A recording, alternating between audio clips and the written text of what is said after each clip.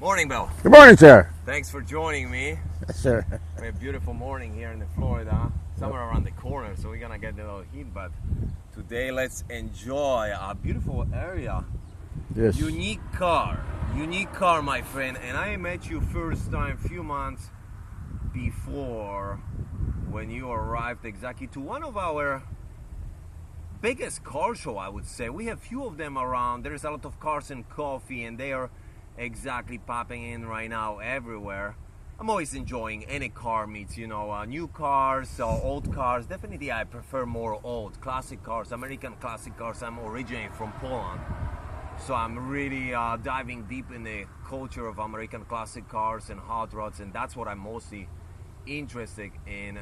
But definitely I'm enjoying any car meets just to talk with guys about anything from automotive world. That's always something special for me. You arrived to Stock Plaza, exactly. That's where I met you. I'm enjoying Stock Plaza. I think it's one of the biggest car show here, exactly, talking about muscle cars and mostly classic cars. Miramar is another one. This one is first Sunday of the month. This one is good one too. But Stock Plaza, you guys meeting there every Saturday morning. Every Saturday, all year long. Yeah. Yes, Yeah. and that's what is really unique about this one. That it's like year round. Even during of summers, there's always few cars, and doesn't matter or it's busy. You can call this or not. There will be always 5, 10. There will be always some unique cars, and I've seen you back then exactly pulling in a Plymouth. Yes. A Plymouth. Yeah. Few and far between. Especially 34s. 34s, there's quite a few. Tell us what we have today here. This is a 1934 rumble seat Plymouth PE coupe. And it's a deluxe model. The main thing that makes it deluxe is this slightly longer chassis. All right. Two-way windows, the little trim doors on the side of the hood.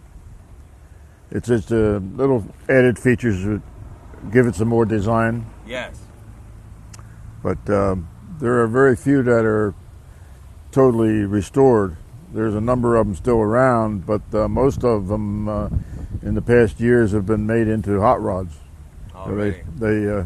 They chop them, believe it or not, and to chop that roof is a crime because it sits so low anyway. At one time, the Plymouth coupe like this, the rumble seat coupe, was voted the most beautiful design Plymouth ever made. So, like I say, I've had this car 53 years. Wow. And I've known it since I was 12 years old. Really? Yeah. I grew up on a farm in New Jersey, and once in a while I'd be allowed to go to town to get my hair cut or whatever, and I was only about 12 years old. Yeah, I will tell you, I've seen so many Fords and Chevys, but these, when you show up and I got closer and I figured out there's Plymouth, that was pretty unique for me, because you don't see, first of all, you don't see many of Plymouths. No. Second of all, the body and lines, they're right there between Ford and Chevy.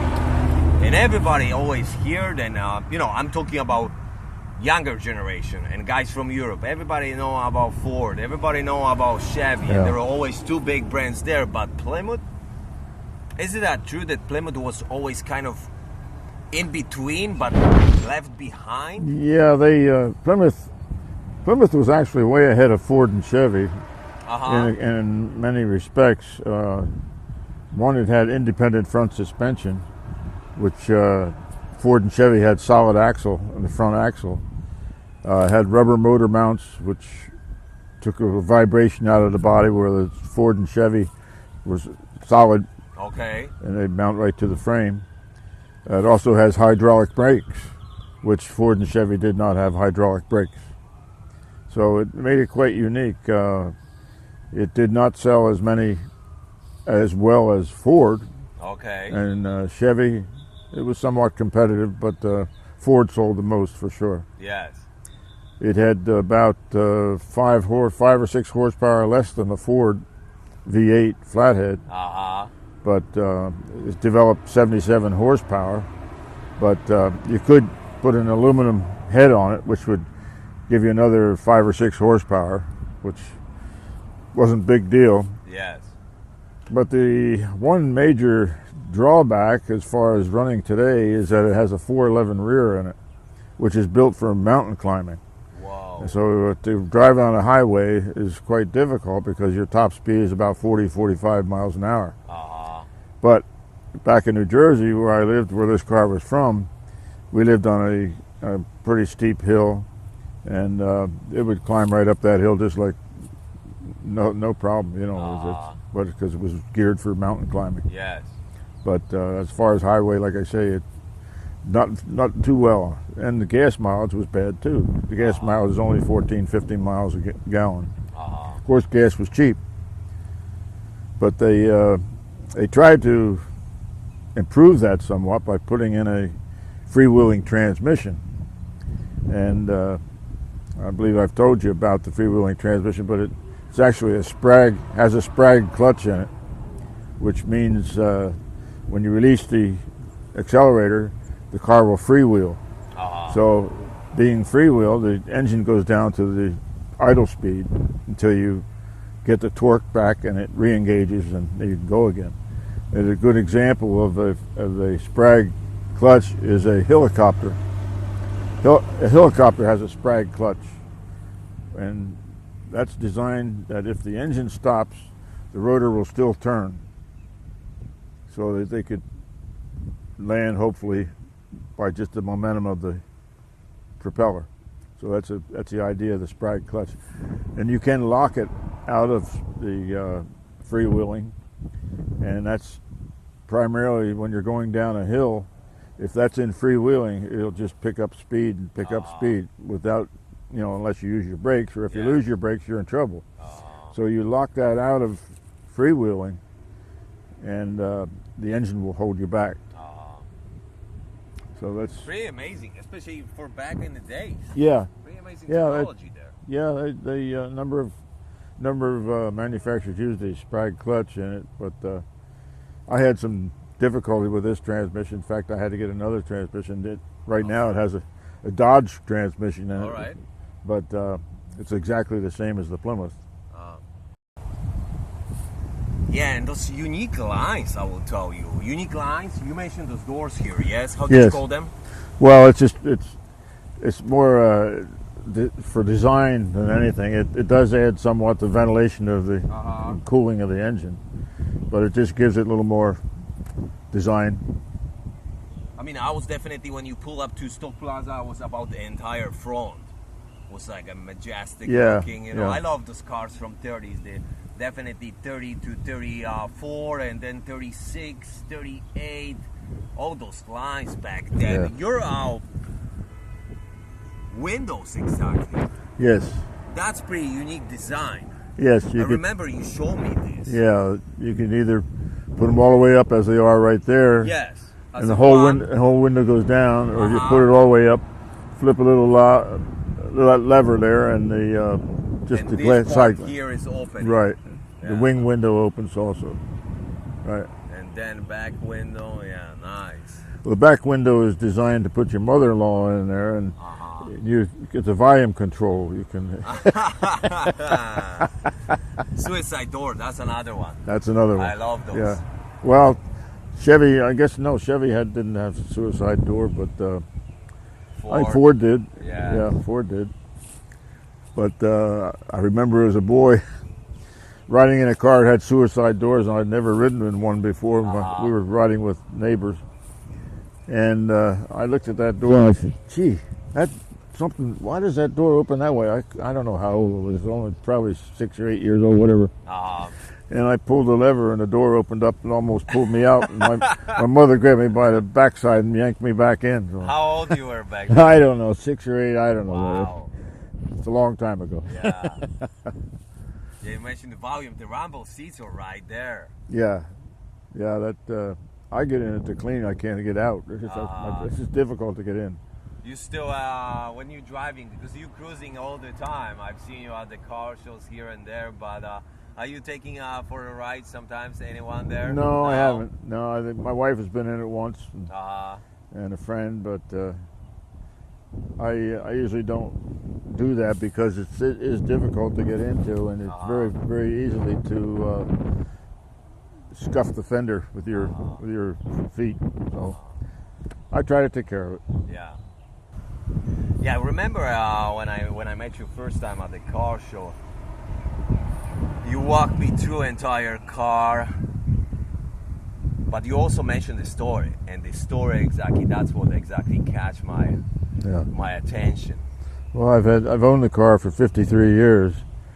When I was 12 years old or so, I lived on a farm and would go to town now and then and hitchhike home, and while standing on the side of the street waiting for a ride, the old woman with this car would come out of her garage, dirt floor garage, to go get her newspaper. And I just thought that was the nicest looking little car. I had no idea of Plymouth or Dodge. I was only probably 10 or 12, somewhere in there. But she would, about the only time she'd use it is just go get her newspaper or whatever. Which state was that, if you don't mind sharing? Which state? It's in New Jersey. New Jersey, all right. But and she drove it for years and then sold it to a gentleman who I knew through church and whatever, but they were good friends. And he drove it to work for years.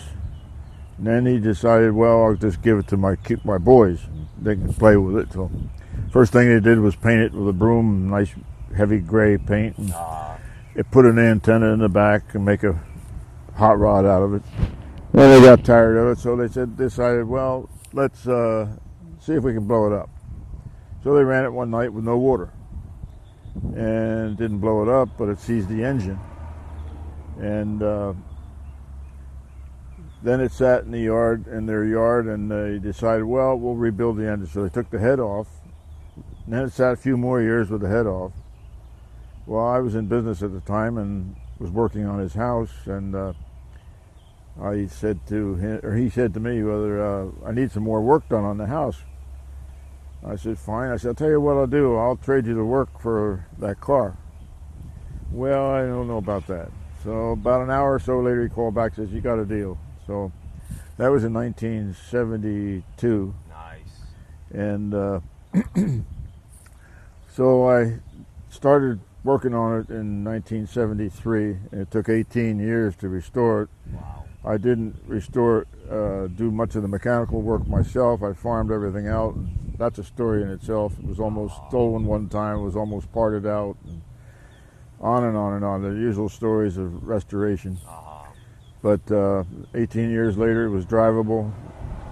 My first car show, we went to Princeton, New Jersey, with my wife and my Dalmatian sitting in the front seat, which was tight. That was tight. But it was our first show, and I went home with the best of show because it had just been painted. Yeah. So it was beautiful, and not a lot of extras on it. Still missing some parts, but it was voted on by all the participants. And so they saw what was there anyway. But the only thing that was not good about that show was the fact that the trophy stood about 4 feet high. And with three of us, through the dog and my wife in the car, there's no place to put it inside, so we put it in the rumble seat and rode all the way back to Farmington, New Jersey, and with that thing sticking out of the rumble seat. But that's just one story. But I have many stories all during restoration, and the worst being it was almost stolen. It was almost parted out. And the gentleman, one guy was working on it, had it in his shop for about a year or so, didn't do anything on it. And I finally called him one day and said, what's going on? Well, I moved my shop. I said, oh boy, here we go. When they move their shop in a restoration home or dealer or business, you're usually in trouble, and I was. Come to find out, he had taken the car apart.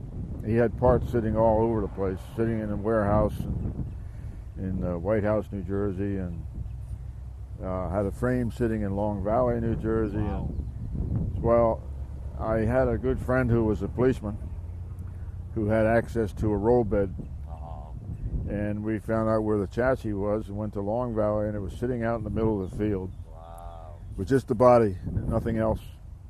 And we put that on the truck, brought it home, and I called him again. I said, where are the rest of the parts? Well, they're in White House, New Jersey. You can pick them up. I said, you have an hour to get them there. That wasn't quite that nice, but anyhow. We went back to White House, and there laid all the parts all across the parking lot. And I knew enough about the car that, yeah, that's my part, that's my part. I said, where are the doors? Oh, the doors are in such and such. I said, well, you have an hour to get them back here. Wow. Well, I got those parts back, and it probably had lost 10% of the car. But the ironic thing is, about a month later, the warehouse all those parts were in burned to the ground, taking with it about 2 Corvettes that had never been on the road, and they were collector's items, and but it was just a horrible thing. And just luckily, I'd gotten the parts out about a month before. Wow. So I got many stories like that, because restoration shops are very hard to deal with and very not good, it's in plain English. But there are some very good shops out there too. Yeah. But I had this one was finally finished in a shop in New Jersey, and it was quite a distance from me, but he did everything I asked him to do, and I won't tell you the price, but anyway, we don't talk about that. Yeah, the restoration process is always some stories, and it's, again, takes year, 2, 6, 8. Well, this one took 18 years. Wow. Yeah. But it's again, to find a really good place or good people surrounding you to help you with restoration, or some speed shop, The best thing to do is to join a club like the Plymouth Club. I've been a member of the National Plymouth Club for really? years, and there's a lot of help there. There are advisors for specific years, and they can help you with locating parts, how to fix, how to repair. That's fantastic, and that's exactly touching my previous interview, which I had with Clay. Gentleman became collector. I could call him collector because for right now he has 5, 6, 7 of the Model Ts. He's doing road trips and everything else, and I told him before, I mean, if you're in this stage that you're deep in the Model Ts, choosing any that type of car for 5, 6, 8, 10 years, and your knowledge is extending to this point that you're able to help anybody else who would be interested in the future in owning that kind of car, or road tripping, or fixing this and that. It's pretty unique. So that's nice, exactly. So you have that kind of club, you can always get some help, and we have parts, maybe extra parts. Somebody needs a part, we trade parts. I traded a bumper one time. I had a rear bumper, and another fellow had a front bumper, and we traded right there. Yeah. But to pay to find a part, it's quite difficult. Number one, to find a part. Number two, they're expensive. But if you can know someone that can trade like that, it works out fine. Yeah, definitely, and that's again touching this what I mentioned on the beginning. I've seen many Fords and Chevys. Plymouth, I don't see many. Yeah. I don't see many, and that's the uniqueness of this car. Right, it's true.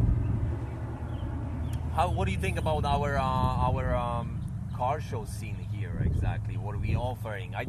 We did here a little tour already. We'll see how it will be next season. Right now, summer, we're gonna get a little bit of rain, but something like a reliability run where you can take a little ride with a group of guys, 10, 15 of us, was cruising here Florida roads. They do take short trips depending on the club. I belong to AACA and also belong to Cool Cruisers. Oh, nice! All right. And but they're having difficulty with membership on the old cars, mainly because the people just don't want to bring them out anymore. I don't know why. The value has decreased a little bit, but kids, young people are more interested in the rods than they are the old cars, which is a shame. Unless we do something to promote the old cars. I was just talking about it yesterday at the show we were at. Yes.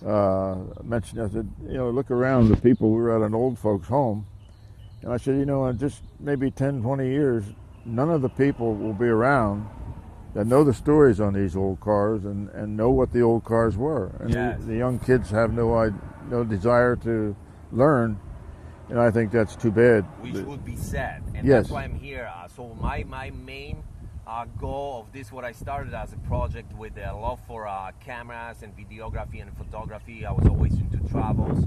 Then of course cars, being so close to the border with Germany, I was really deep into German cars. Coming to United States, which was my dream. I was in love always with the American classic cars and hot rods.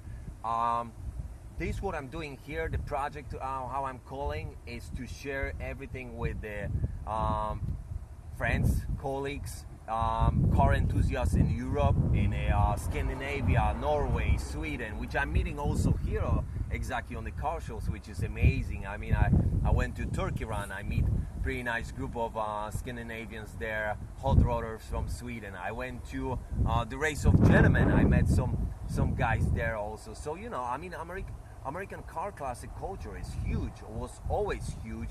Will disappear? Never. I don't think so, and I'm not afraid of that, but definitely need some support and spread the word. Talking about passing this to Europe is first of all.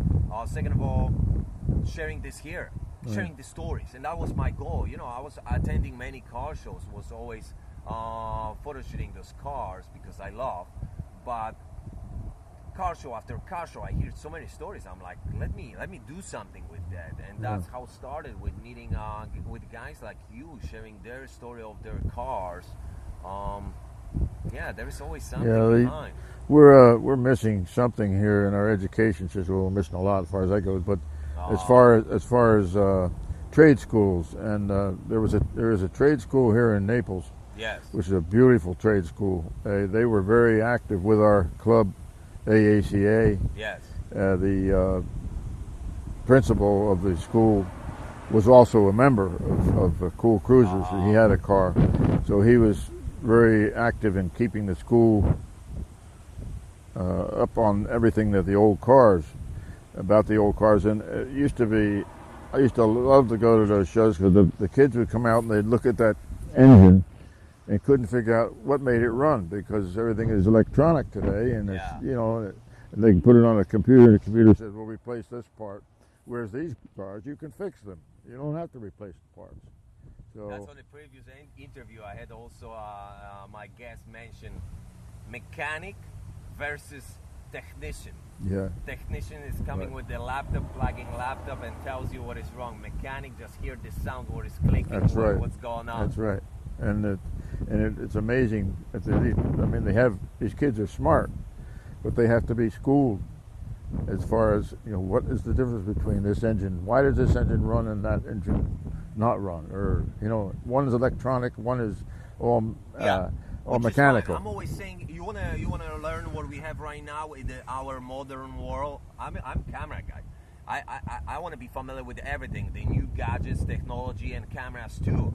But to be really master of your craft, or their cars or cameras or anything, be on the top of your game and learn what we have right now. But you gotta start with the basic. So go to history and do your step from the beginning of the days. That's right. So, and the same with cars. You want to be, you want to, if you're really car enthusiast and you really love cars, learn everything from the day one about engines, and then, about modern cars. Right. Yeah, that was great. Great meeting you here. Thanks for joining me and sharing your story. Pretty unique story, unique choice. Because how I said, not many of them around. I haven't seen any of them. One of yours exactly here in this area, and on the car shows, and it's a spectacular example. How you mentioned before, took few years to bring this back in this shape, because it's the condition of this car. And it is all original. That's one thing that's unique about it. If you do see them, they either have some other different engine in them, updated engine or so on, transmission or whatever. I have nothing wrong with people doing that, as long as they can maintain the outside appearance of it. Yes. But when somebody comes up to me and says, Boy, that'd make a nice hot rod. I'll just tell them, keep right on going. Keep right on going. Especially that you mentioned, and that's really the truth. They are usually, you know, the Fords and Chevys, they had, the top was pretty high. This one is nicely, Yeah. nicely done. And It's when pretty they low. then they put them in, make a hot rod and chop them. Yeah. There's hardly any headroom in there now. Yeah. I'm definitely looking forward to have a ride with Okay. you. Thank you so much, Okay. Bill. Take care.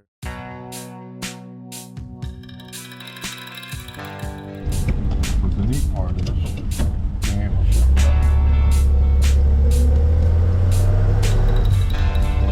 No clutch.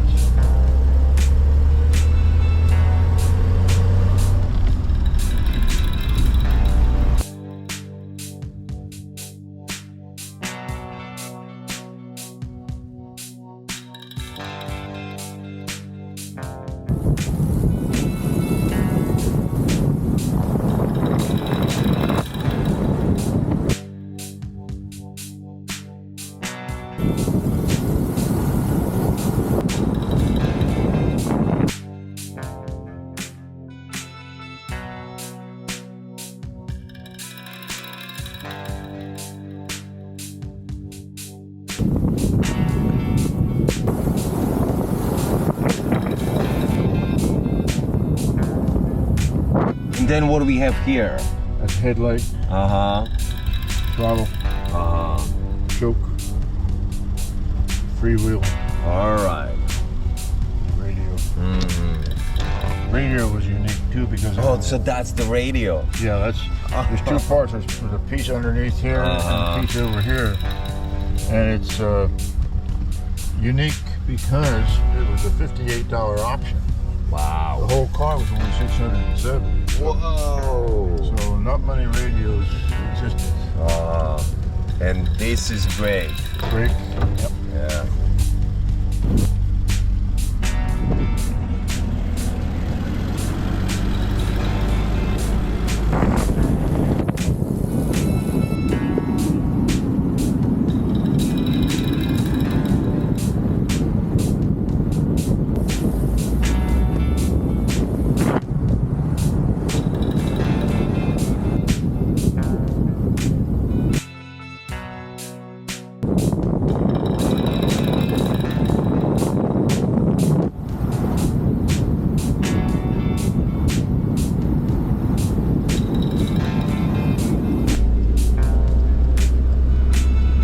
I mean, the quality of the wood here. That's not wood. That's not wood. Metal. Oh, no way. Wow. Yeah. I had that done by a guy in Sarasota, and he had the original mold